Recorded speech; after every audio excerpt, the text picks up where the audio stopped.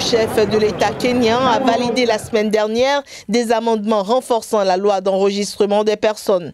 Lesquels amendements controversés prévoient la création d'un système centralisé, l'ADN, la voix, la géométrie de la main, les lobes d'oreille ou encore de l'œil y seraient stockés avec les coordonnées GPS de chaque domicile enregistré. Enfin, chaque personne disposerait d'un numéro unique baptisé Huduma Number. Mais l'ONG Article 19, après analyse, indique que ce système pose deux problèmes majeurs. D'abord, il n'existe aucune loi de protection des données au Kenya. Depuis 2008, 3 tentatives pour faire voter un texte ont échoué. Le chercheur explique ensuite que le pays n'a pas les capacités techniques nécessaires pour protéger de telles informations. Selon lui, le Kenya a déjà connu des scandales dans ce domaine. Il cite l'utilisation de données personnelles par des partis politiques durant les élections de 2013 ou le cas de chercheurs ayant retracé les déplacements de Kenyans grâce à leurs coordonnées téléphoniques pour observer la transmission du paludisme.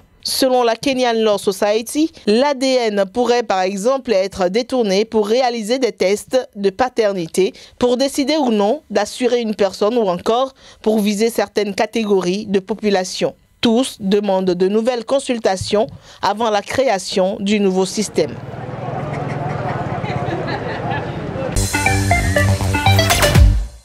Les partis de l'Alliance présidentielle en Algérie présentent Abdelaziz Bouteflika comme leur candidat à la prochaine élection présidentielle.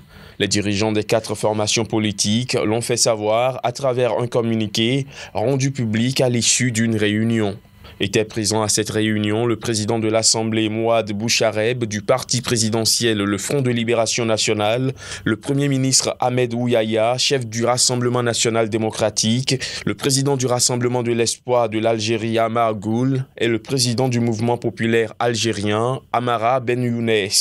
Le président Bouteflika n'a toujours pas fait part de ses intentions à un mois de la clôture des candidatures. Mais le Premier ministre a affirmé samedi en conférence de presse qu'il n'y avait aucun doute sur une candidature du président au scrutin du 18 avril. Les candidats ont jusqu'au 3 mars prochain à 23h GMT pour déposer leur dossier de candidature. Abdelaziz Bouteflika, 81 ans, est au pouvoir depuis 1999.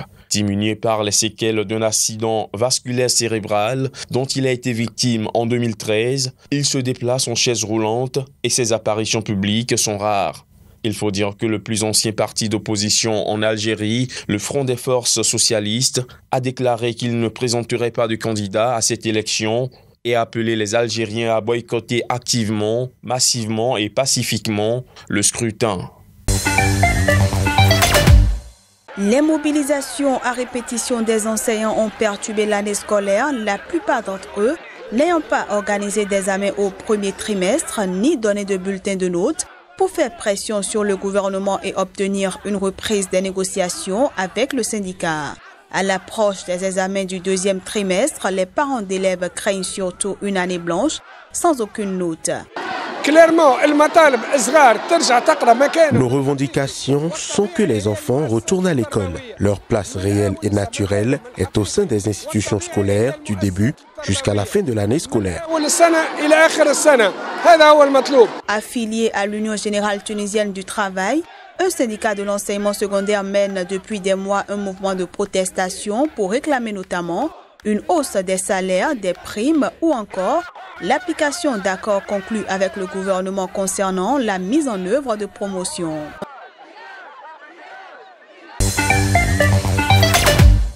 En fonction depuis 10 mois, le président sierra-léonais Julius Maada Bio a lancé ce mardi à Freetown les activités de la commission d'enquête destinée à faire la lumière sur les cas de corruption dans le pays sous le règne de son prédécesseur Ernest Bai Koroma. Tous ceux qui sont appelés par la commission doivent obtempérer. Quiconque refusera d'obtempérer, je le répète, fera face à la loi, a déclaré le président Bio lors de la cérémonie de lancement.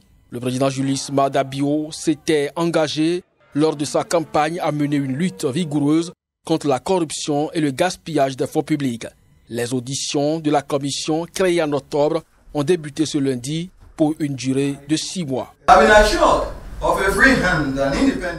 Son Excellence, le président Julius Maada, Son Excellence, le président Julius Maada Bio, m'a assuré la liberté et l'indépendance dans l'exercice de mes fonctions au sein de cette commission le mardi 29 janvier 2019.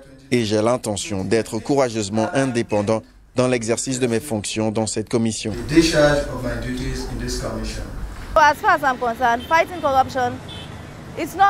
Selon moi, la lutte contre la corruption n'est pas une chasse aux sorcières. Il s'agit plutôt de rétablir les faits et de savoir ce que vous avez fait, si vous avez été bon ou mauvais pour vous améliorer, vos côtés positifs et négatifs, où vous avez fait une erreur, où vous vouliez probablement faire quelque chose mais vous l'avez mal fait. Vous pouvez au moins rectifier et voir comment vous pouvez avancer. Les auditions de la commission seront menées par 3 juges, Biobele Godwill du Nigeria, William Anan Atugba du Ghana et Bankole Thompson de la Sierra Leone. Ces derniers doivent notamment entendre les ex-présidents et vice-présidents Soukoroma de septembre 2017 à avril 2018 et les chefs de département et d'agences gouvernementales pendant cette période.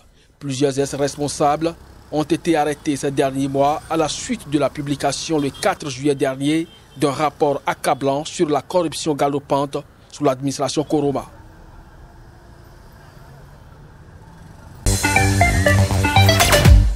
Les islamistes radicaux somaliens Shebab ont mené 2 opérations d'envergure ce lundi en assassinant le directeur maltais du port de Bosaso, le plus important de la région semi-autonome du Puntland, et en causant au moins 9 morts dans l'explosion d'une voiture piégée à Mogadiscio. Les Shebab ont revendiqué l'assassinat de Paul Anthony Formosa qui dirigeait le port de Bosaso. Il a été abattu dans la matinée par un homme armé dans l'enceinte du port. Selon un responsable sécuritaire local, Mohamed Darir, les forces de sécurité ont tué l'assaillant sur place. C'est par le biais d'un communiqué de leur porte-parole Cheikh Abdiaziz Abou Moussab que les Shebab ont revendiqué l'assassinat du directeur du port.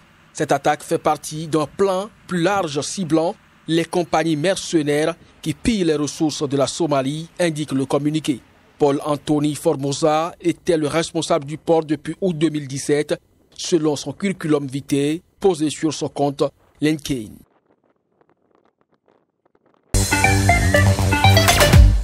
Scandant liberté, des Soudanais ont manifesté dans 2 secteurs de Khartoum et un quartier d'Omdurman. Mais la police anti-émeute est rapidement intervenue pour les disperser à coups de gaz lacrymogène. Ce qui n'a pas empêché les protestataires de continuer de scander liberté, paix et justice, un des slogans du mouvement de contestation qui dure depuis le 19 décembre dernier. En effet, les manifestations ont été déclenchées par la décision du gouvernement de tripler le prix du pain dans un pays en plein marasme économique. Elles se sont transformées en mouvement de contestation réclamant le départ du président Omar el-Béchir au pouvoir depuis un coup d'État en 1989. Le chef de l'État et d'autres responsables ont répété que seule une élection pourrait assurer un changement du pouvoir. Omar el-Béchir envisage de briguer un 3e mandat lors de l'élection prévue en 2020. Selon un bilan officiel, 30 personnes sont mortes depuis le début du mouvement. L'ONG Human Rights Watch parle de 51 manifestants tués. Face à cette contestation, Omar el-Béchir a cherché ces dernières semaines à s'assurer du soutien de ses alliés régionaux et à rallier ses partisans à travers le pays.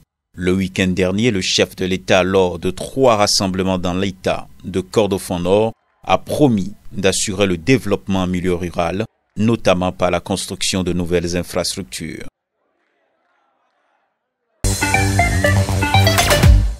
Le nouveau président de la République démocratique du Congo, Félix Tshisekedi, a défendu ce mardi à Luanda la légalité de sa victoire contestée et a vanté l'alternance pacifique dans son pays. Il a toutefois reconnu qu'il y a eu des irrégularités au cours du processus électoral. Devant le monde entier, de démontrer, lors de leur comparution devant la Cour constitutionnelle, les moyens de leurs preuves. Donc d'avancer les arguments selon lesquels ou qui soutiennent leur victoire. Ils ne l'ont jamais fait. En revanche, nous, qui avons été déclarés vainqueurs, nous étions préparés. Nous avions notre centrale électorale qui avait recueilli des données. Et ces données, nous sommes même allés les comparer avec la Cenco qui prétendait avoir ces chiffres pour démontrer que nous avions travaillé sur la préparation de notre victoire. Discutir et négocier. Nous avons discuté et négocié sur comment nous pouvons profiter avec l'Angola de l'énergie produite par le barrage d'Inga pour alimenter la province de Cabinda et d'autres localités qui sont liées à la province de Zaïre. Nous devons bien exploiter les chemins de fer de Benguela et Lobito, pas seulement avec le transport des minerais en provenance de Katanga vers les marchés internationaux, mais ce chemin de fer peut aussi nous servir pour les importations en RDC. Proclamé élu par la Cour constitutionnelle le 20 janvier, Félix Tshisekedi a pris la succession de Joseph Kabila, resté au pouvoir pendant 18 ans à l'issue des élections générales disputées le 30 décembre dernier.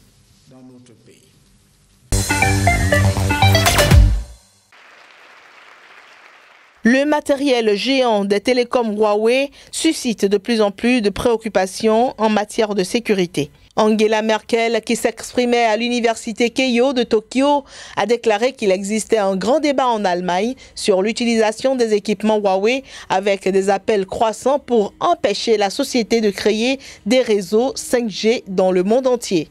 Nous devons parler à la Chine pour nous assurer que les compagnies ne transmettent pas l'ensemble des données à l'État chinois et que des garde-fous existent et que si vous travaillez en Allemagne, l'État chinois ne peut pas accéder aux données stockées sur des produits chinois. Huawei est devenu discrètement un fournisseur de premier plan d'équipements de base pour réseaux mobiles grâce à des prix plus bas. Mais un nombre croissant d'États occidentaux lui tournent le dos, craignant que son équipement ne soit un cheval de Troie pour l'appareil de sécurité de Pékin. La législation chinoise oblige ces sociétés à coopérer avec les services de renseignement. Huawei nie catégoriquement que son équipement puisse être utilisé pour l'espionnage. Ça, le gouvernement, le comité d'organisation locale, ils sont vraiment impliqués dans la préparation de cette Coupe d'Afrique des Nations et nous savons que cela va être prêt à temps. Nous avons des plans pour les rénovations, mais déjà de toute façon de base, l'infrastructure est là.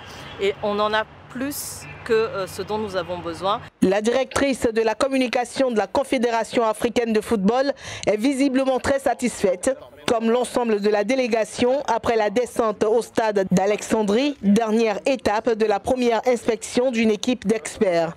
La CAF a lancé dimanche la première inspection des installations de la CAN 2019.